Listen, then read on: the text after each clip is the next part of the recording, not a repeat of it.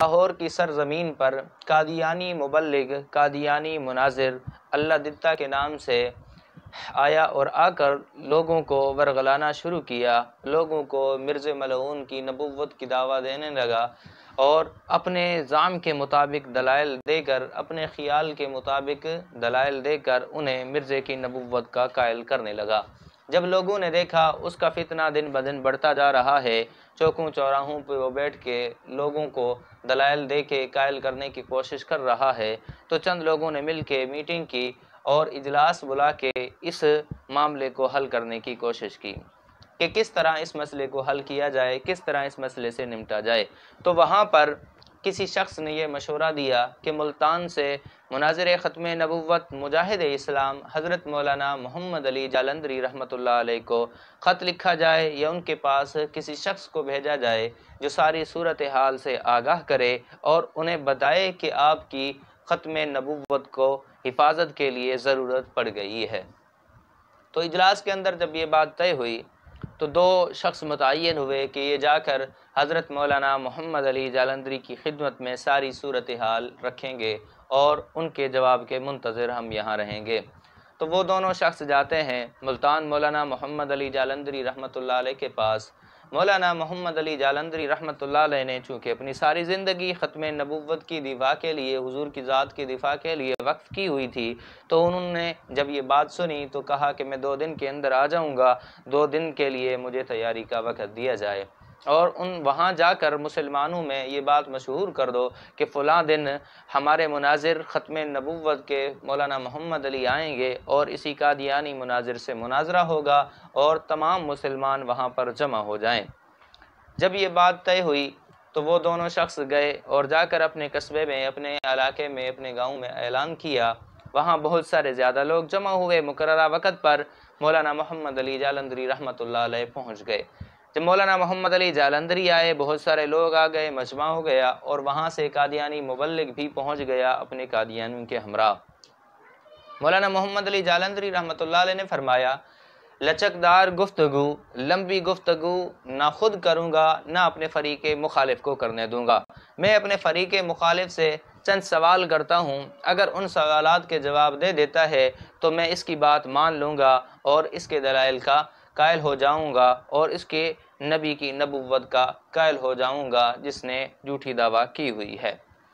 تو قادیانی مبلغ نے کہا میں جواب دینے کے لیے تیار ہوں۔ اب مولانا محمد علی جالندری رحمۃ اللہ علیہ نے تمہیدی خطاب کے بعد عوام کو اور مجمع کو مخاطب کیا، مخاطب کرتے ہوئے قادیانی مبلغ سے سوال کیا کہ سب سے پہلے میرا سوال یہ ہے، اللہ تبارک و تعالی نے جتنے بھی نبی بنائے ہیں، حضرت آدم تا محمد عربی صلی اللہ علیہ وسلم تک تمام انبیاء کے نام مفرد رہے ہیں، جیسے آدم، شیس، نوح، ابراہیم، اسماعیل، اسحاق، یعقوب اور عیسیٰ، موسیٰ، محمد علیہم السلام۔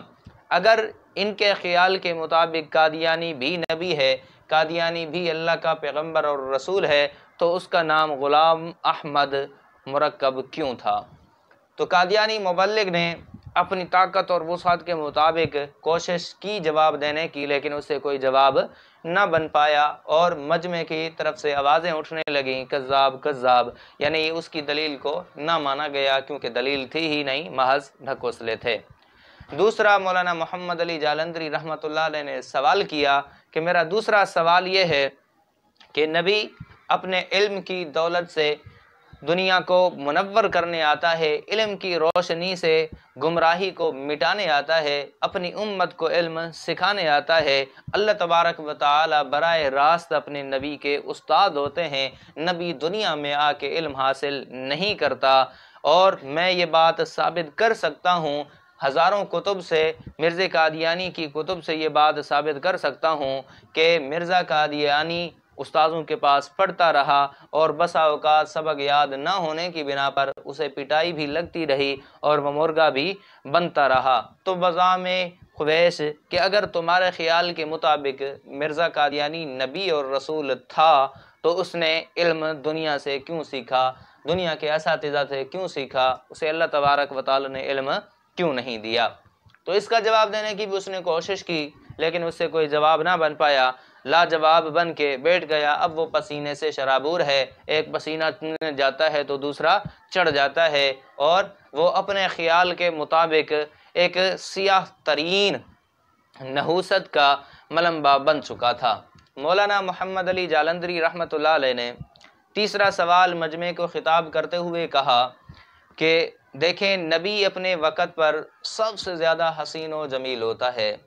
حسن میں بے مثال ہوتا ہے، اس کے حسن کی مثال دنیا میں نہیں ہوتی۔ اپنی امت میں، اپنی قوم میں سب سے زیادہ حسن و جمال کا مظہر و پیکر نبی ہوتا ہے۔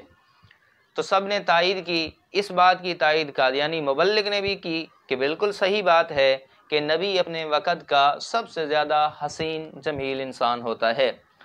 تو مولانا محمد علی جالندھری رحمۃ اللہ علیہ نے چند تصویریں بیگ سے نکال کے عوام کے درمیان تقسیم کر دی اور کہا کہ دیکھو، ایک تصویر ہاتھ میں اٹھائی کہ یہ ہے قادیانی جس نے نبوت کی دعویٰ کی ہے کہ میں قسم اٹھا کے کہہ سکتا ہوں یہاں پر مجمع میں جتنے بھی اشخاص موجود ہیں، لوگ موجود ہیں، سب قادیانی سے حسین ہیں۔ اور قادیانی مبلغ اللہ دتے کو خطاب کرتے ہوئے کہا کہ میں اللہ کی قسم کھا کے کہتا ہوں کہ تو بھی اس قادیانی منحوس اور ملعون سے حسین اور جمیل ہے، تو یہ شریف انسان بھی نہیں ہو سکتا تو نبی کہاں ہو سکتا ہے؟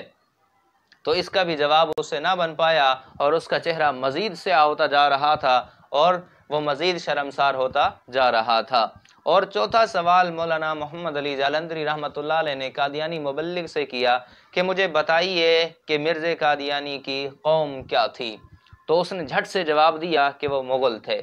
جب انہوں نے کہا وہ مغل تھے تو مولانا محمد علی جالندھری رحمۃ اللہ علیہ نے صندوق سے کتابیں اٹھائیں جو وہ ساتھ لائے تھے، کتابوں سے حوالے دینے لگے، جس میں کہ مرزا قادیانی نے کہیں اپنے آپ کو سکھ لکھا ہے، کہیں اپنے آپ کو یہودی لکھا ہے، کہیں اسرائیلی لکھا ہے، کہیں ہندو لکھا ہے اور کہیں فاطمی لکھا ہے۔ تو مولانا محمد علی جالندھری رحمۃ اللہ علیہ عوام کو مخاطب کر کے کہنے لگے کہ دیکھو، جو آدمی اپنی قوم کے بارے میں اتنے جھوٹ بول سکتا ہے، اتنے کذاب اور کذبات کا ارتکاب کر سکتا ہے، تو وہ اللہ اور اللہ کے نبی کے بارے میں کتنے جھوٹ بولتا ہوگا۔ تو ایسا آدمی ایک شریف آدمی بھی نہیں بن سکتا، تو نبی تو دور کی بات ہے، نبی تو بہت ہی زیادہ سچا ہوتا ہے، نبی سے بڑھ کے کوئی سچا نہیں ہوتا۔ تو یہ اس کا حال ہے، اور اس کو نبوت کا دعویٰ کرتے ہوئے شرم بھی محسوس نہیں ہوئی تھی۔ تو اس کا بھی جواب قادیانی مبلغ سے نہ بن پایا، کیونکہ ان کی کتابوں سے حوالے موجود تھے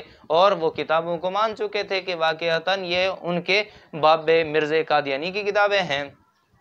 اور آگے بڑھ کر مولانا محمد علی جالندھری رحمۃ اللہ علیہ نے فرمایا، عوام کو خطاب کیا کہ دیکھیں،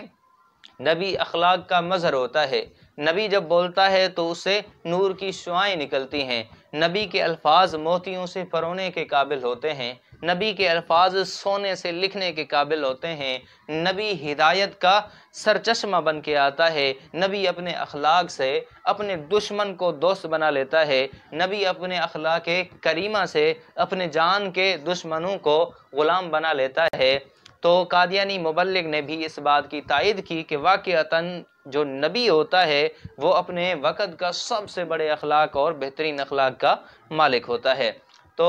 مولانا محمد علی جالندھری رحمۃ اللہ علیہ نے کتابیں اٹھا کے اس کی بازاری زبان کو نقل کیا کہ دیکھیں، اس نے نبوت کی دعویٰ کی ہے، یہ کہتا ہے میں نبی ہوں، اور اس کی کتابیں گند سے بھری ہوئی ہیں، یہ کہیں کیا بکواس کرتا ہے، کہیں کیا بیہودہ باتیں کرتا ہے۔ ایک جگہ لکھتا ہے کہ مجھے سب مسلمان مانتے ہیں سوائے زناکار اور کنجریوں کی اولاد کے، اور اسی طرح ایک جگہ لکھتا ہے کہ آریوں کا جو خدا ہے وہ ناف سے ایک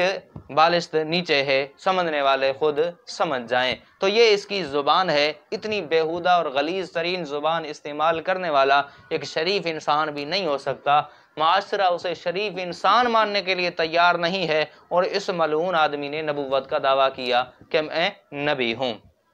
تو جب یہ 5 سوال اس قادیانی مبلغ سے ہوئے تو اب اس کا سر شرم سے اوپر اٹھنے کو تیار نہیں ہے، وہ سر کالا ہو چکا تھا، اس کا چہرہ سیاہ ہو چکا تھا اور نحوست اس سے ٹپک رہی تھی، اور مجمع سے ختم نبوت کے نعرے بلند ہوئے، اسلام کی صداقت کے نعرے بلند ہوئے، مرزائیت مرد آباد کے نعرے بلند ہوئے۔ جو فتنہ لاہور میں آیا تھا اس فتنے کو ملتان کے مجاہد ختم نبوت مناظر اسلام حضرت مولانا محمد علی جالندری رحمۃ اللہ علیہ نے کوڑے کرکٹ کی طرح نکال کے پھینک دیا اور جڑ سے اکھاڑ دیا۔ تو قادیانی مبلغ جب جانے لگا، یوں محسوس ہو رہا تھا جیسے قادیانیت کا جنازہ اٹھایا جا رہا ہے۔